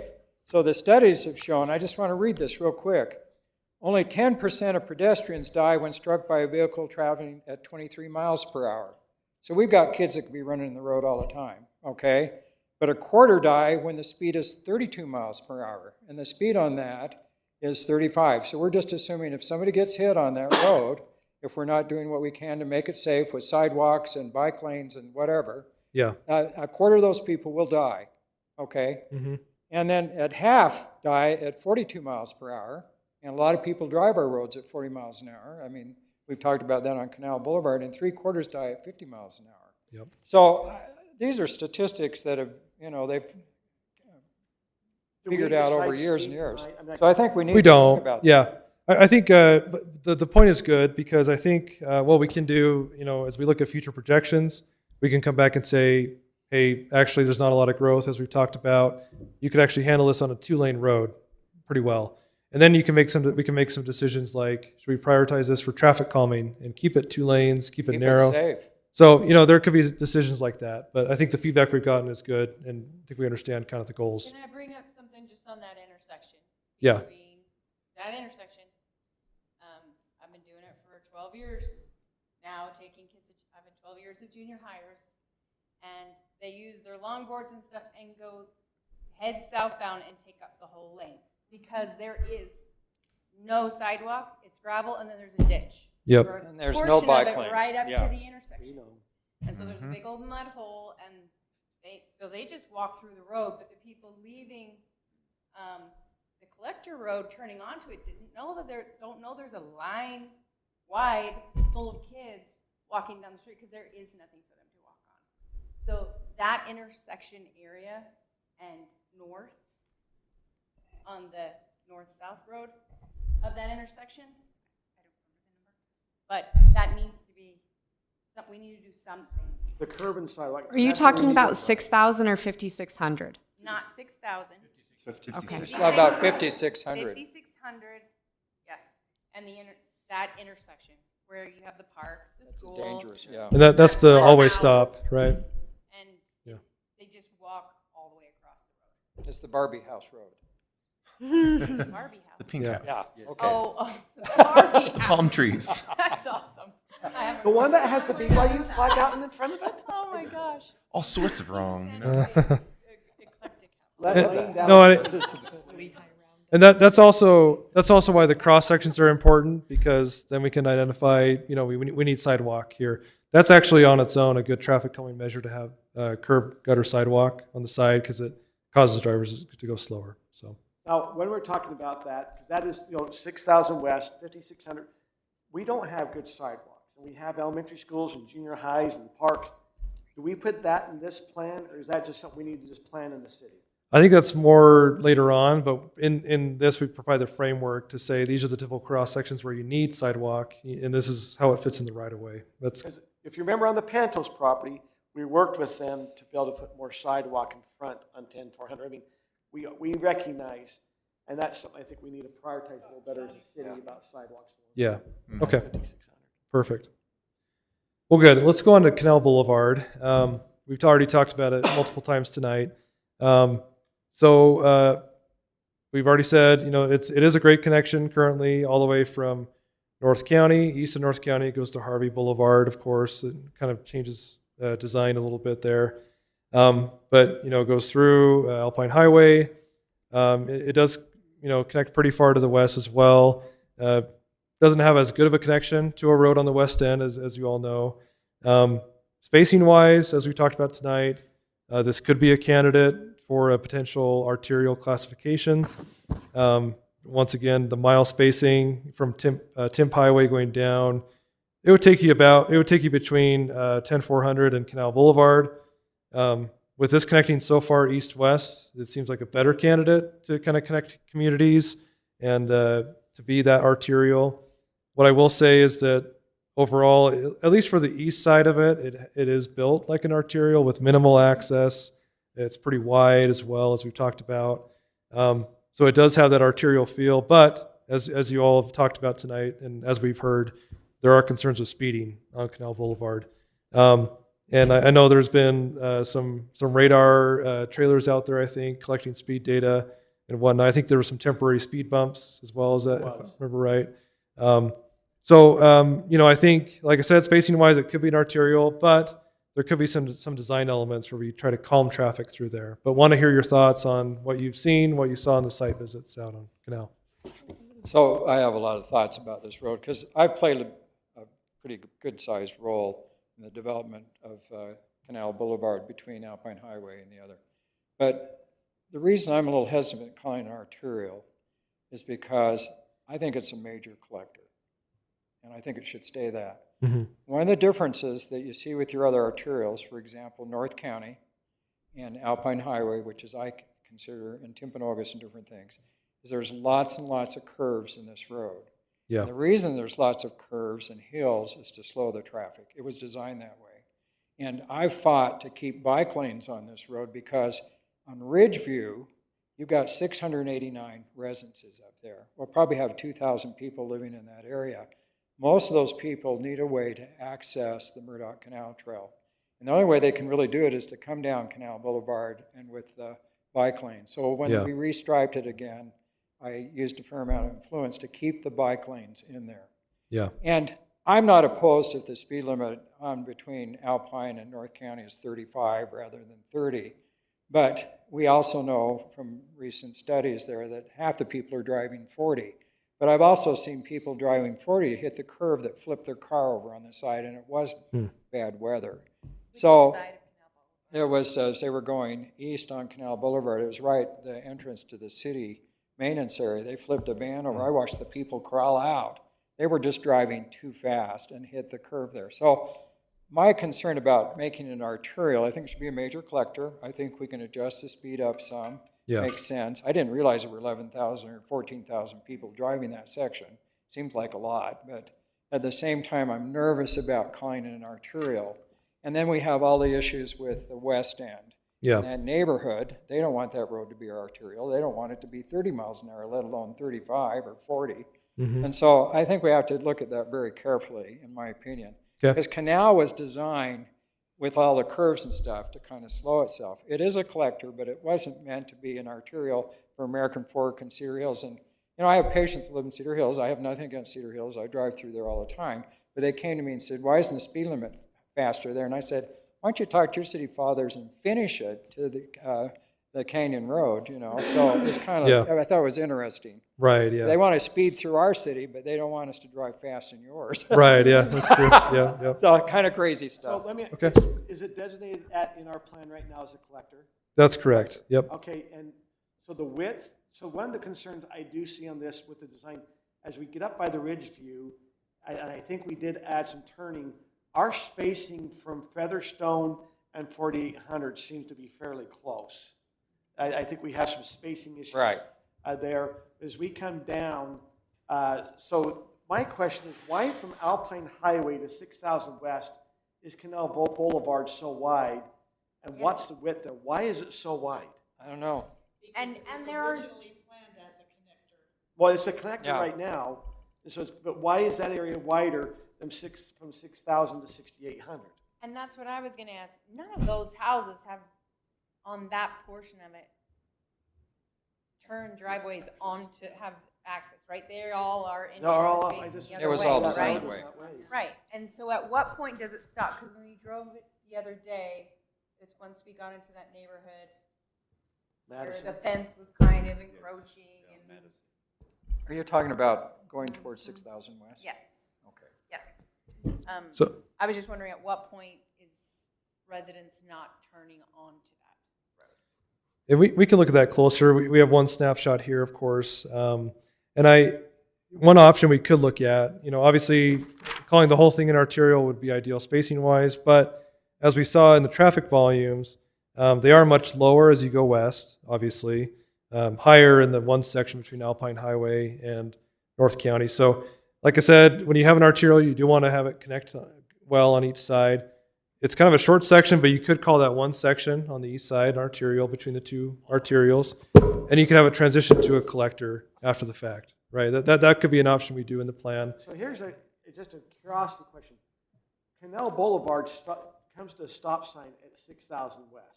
And I've had some ask, why is the stop sign on Canal and not on 6,000 West? Yeah. Does that make sense? Why, Yeah. why are Yep. we having Canal stop versus 6,000 West stop? And it probably historically, 6,000 always went through, and so when they came and butted up to it, they stopped it. But it's gone, which has more traffic, 6,000 or Canal? It would be, they're pretty even, honestly. So, and that could be something, you could get a quick count and identify that. I think one concern I would have is if you remove the stop sign on Canal, you'll increase the speeds because people aren't stopping there at 6,000. Right. No, I just had some asks. I thought, yeah, if it's because but both 6,000 West and Canal the same classification. I believe they are currently, Okay. yeah. Yep. That was kind of. And we have looked at that as a possible roundabout location of that intersection. So the question, what is it you need from us tonight on Canal Boulevard? More just, our thought was, spacing wise, per the standard, you could say the whole thing is an arterial. We've heard some good feedback tonight. I think what I'm hearing is you don't want the whole thing to be an arterial, but maybe one section on the east side. I'd have the whole thing a collector. You're going to have 689 residencies coming into Canal Boulevard. I just don't think. Yeah. Yeah.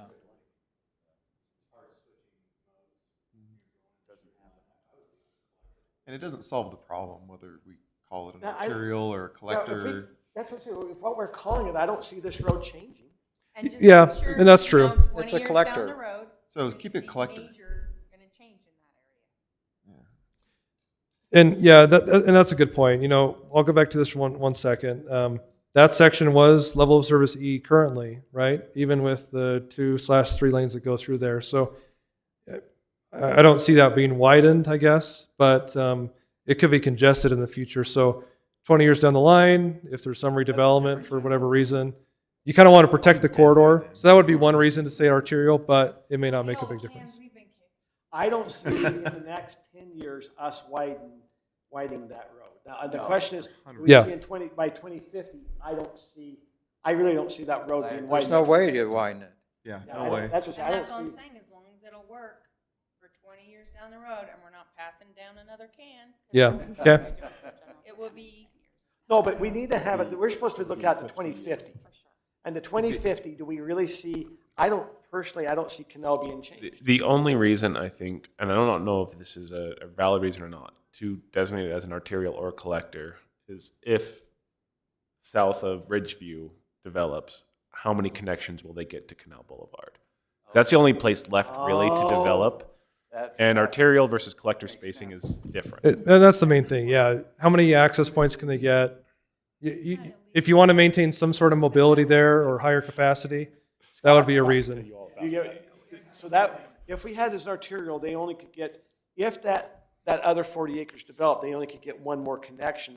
Where if we have as a collector, they could get multiple connections possibly. I mean, I haven't Well, there's measured only it. one place you connect. There's some topographic issues with how they could connect, I know, which would Connect limit to the it. top of the hill to go to Smith's Market. So the only question is, do you want to add that as an additional layer? Everything else is developed. We're not going to build any more roads connecting to it except for that. I don't know if that's really a big concern or not. That's the only thing I could think You of. can't- That's the only place you could connect, right? It's just Yeah, that- but. Yeah. So, but Yeah. I should say, if you have enough money, you can build any kind of road you want. But Scott, let me ask you, if we put it as arterial, we don't think it's gonna change the road design, would it change the design? Doesn't change anything. But it changes. Well, the it connectivity. changes the potential speed. Would it problem change in the speed? future. Would it change the speed? You just call that arterial, you could go 50 No, miles an hour. it wouldn't. I mean, unless you make some physical changes, it wouldn't change the speed. So So why call it arterial? I just don't understand. it's more about the access control, about any changes that come. It adds the Where are you Yeah. gonna access it unless they develop the golf course? Yeah, And that still goes through the. Because it goes from, what, half-mile spacing to quarter-mile spacing? first signals, but street spacing and access spacing would change too. So, okay. Well, I think that's good feedback. We can keep it as a collector. Yeah, Chris, sorry. But they couldn't have any more than exist on the north side. Canal Boulevard. Yeah, I don't Yeah. know. All of these. They couldn't have any Can you more. talk in your microphone, Chris? When Ron gives us a break. So all of those do have, with the exception of Highland Boulevard and parts of Canal Boulevard, all of them have many residential driveways accessing that. So Right, I especially know to the that- west. I know that you haven't left it off because you've got limited real estate. to Right, yeah. communicate it, But part of the conundrum is that all of these roads currently, at certain segments of it, have a lot of residential access. If you go and actually count the driveways, Yeah. whether that's 11-200, 10-400, or even 9600, they all of them have either the entire length of the road or on certain sections of the road. Yeah. And so that's something we just have to manage in a sensible way. Right. No, I appreciate that. Yeah. Okay. The last one we had here, 9600 North. Like I said, I drive out to Cedar Hills occasionally to visit my in-laws. This is a new road we found that's a little more peaceful. We drive a little slower on this, and I've enjoyed driving on this road a little bit.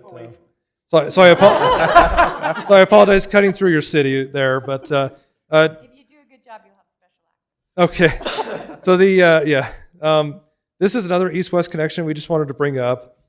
This one has more residential access than the other lot ones, more. right? A lot more, and the speed limit's 25, and the average speed is like 37. Yep. Higher than Canal Boulevard. I drive slower than that, I promise. So I would think 96 has a lot of home connectivity. I mean, your canal was designed not to have. That's that. right. Right. Your 96 has a lot of driveways back out. It's a lot narrow road. Yep. And I guess your question is, would we ever see widening 9600? And that's not really too much of the question. It's more just to say, our thought is we want to keep it slow, keep it You got to residential. figure out how to get it slower. Yeah, and so that could be something we bring up is traffic calming within the cross sections too. We can bring that up. So currently, oh sorry, I went too far. Currently, it is a It is a residential collector. So our thought is to keep it pretty similar, keep it slower, keep it a collector. But wanted to get your thoughts on what you saw in the field. Rob? Josh and Chris, just something I don't know. We have a lot of residential connections. What's a safer striping pattern? To have like wider shoulders or to have the center turn lane? Like which is better for residential connections? I think what I found is you're saying a center left turn lane? Yeah, either you have the center Yeah. lane, that's a turn lane, or if you have just 2 lanes but much wider shoulders. Yeah, I think what we've seen is the wider shoulders, especially sometimes you can stripe in some buffered bike lanes or something in those cases. Or make turn lanes so people can get off to go into driveways. Yeah, sometimes that left turn lane can have them speed up faster, but Right. I don't know if Chris has any thoughts, Chris, on that? No, I'd kind of agree. I think what I've seen, there's always the possibility on the that other end. when you get closer to intersections, though, it changes from the side to the middle, and Yeah. you can always. A lot of times when you have the side, a wider shoulder, you don't always have the ghost striping over there. But it is safe. I know that we've had one issue with some of the striping changes that were made on Canal Boulevard. We've now made it a little bit more dangerous for people stopping at the mail kiosks, which I don't think we have on 9600, but sometimes just having that extra shoulder space helps They're stopping at residents. what? The mail The- pickup. Yeah, Wait, the I- kiosk, The Canal Boulevard has a mail stop? they do. They need to get that off it. And it's just Yeah, off car of ticket. Alpine Highway, and it's made it harder for people. So where's that on Canal? It's in the hollow? It's in that middle section. It's just about where the bend is, on just west of the Alpine Highway. Yeah. Oh, okay, I see. Yeah, that's right. To touch on something Chris said, sometimes these roads, they'll mainly be a 2-lane road, no middle turn lane, but in major intersections, you may flare it out. To have a left turn lane in the middle. One local example would be, I think it's 300 North in American Fork, which used to be the cut-through route. I used to take that road to get out to Cedar Hills before. That road's interesting because it is 2 lanes and they quickly kind of flare in and out, which is also a good traffic calming measure. So, okay, what I'm hearing is keep 9600 as is. Maybe we could look at traffic calming to get it slower, but definitely more residential collector type. So let me just ask a question. The people that live along 9600, they're pretty distressed with the speeding along there. And I mean, we've talked kind of a little bit about traffic calming, but will you recommend anything as you do the general plan, or is that not your role? Or how do you do that? Well, because it acts kind of like a collector, but I think the people there really wanted to keep it residential. So what do you do to slow the traffic there? I mean, they're driving 37 miles an hour. yeah, so it'll come up in the master plan a little bit, but as we reviewed previous documents, you actually already have a very good traffic calming policy, we think, in the safety document adopted 2 years ago. It goes through a lot of speed management strategies and topics. We'll review that, and if there's anything to add, we may bring that up in the master plan. But overall, I think you have a really good policy in place for that already. So. I think we need a community speeding class that everyone's required to. Because it's our fault. It's our kids. Many times it is, yeah. Okay. Well, perfect. Those are the 5 locations we wanted to talk about, and I think we've got some good feedback. Our team has been taking some great notes, I'm sure, as we've gone through this. So really appreciate the feedback. We'll take these into account as we recommend any changes or no changes at these locations. And I think we've gotten a better feel for the desire. So if anything else comes up on other roads, say a future volumes that show a need for maybe some widening, we'll take the feedback we've gotten on these specific locations, on those other locations too, to come back with a recommendation, and as we talk with staff and come back to you for approval. So, so once again, thank you so much for the discussion tonight. The next workshop, I believe, is land use, which we're excited about because that's our next step, is to know land use so we can finish the transportation projections, of course. So any final feedback or comments? And this is related to something on the general plan, just for members of the council and planning commission. Currently, there's this connecting road that drops down into Highland Glen Park. You access it from Alpine Highway, And that's slated at, I mean, it's built as a 66-foot wide road with intentions for it to become a through road going up to Ridgeview. And so I would just suggest that, I hope nobody thinks that that's a great idea.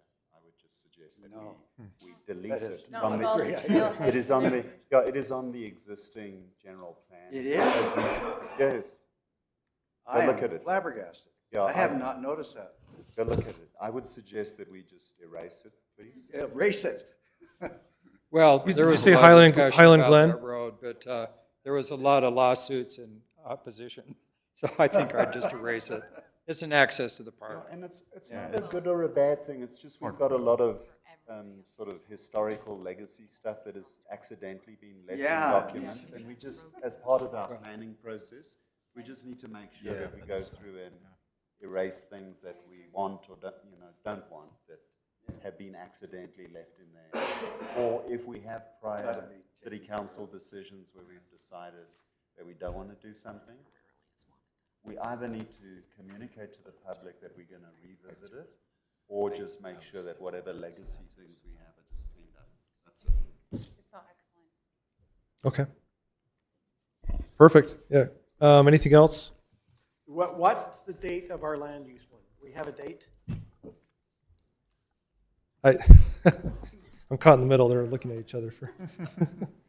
If we keep with the same schedule, that would be, of the second Tuesday, that would be May 13th. I wish we would have had that one before we had this one, to be honest. It's hard because they interplay into each other, and Yeah. we kind of touched on land use for a bit, and it's kind of taking some feedback, wanting to get some of this done, and then revisit land use, so. Yeah. Okay. Okay, well, thank you, everybody. Thank you. Yep, good job. See everyone on the All right, 13th. thanks, Josh. Thank you for coming.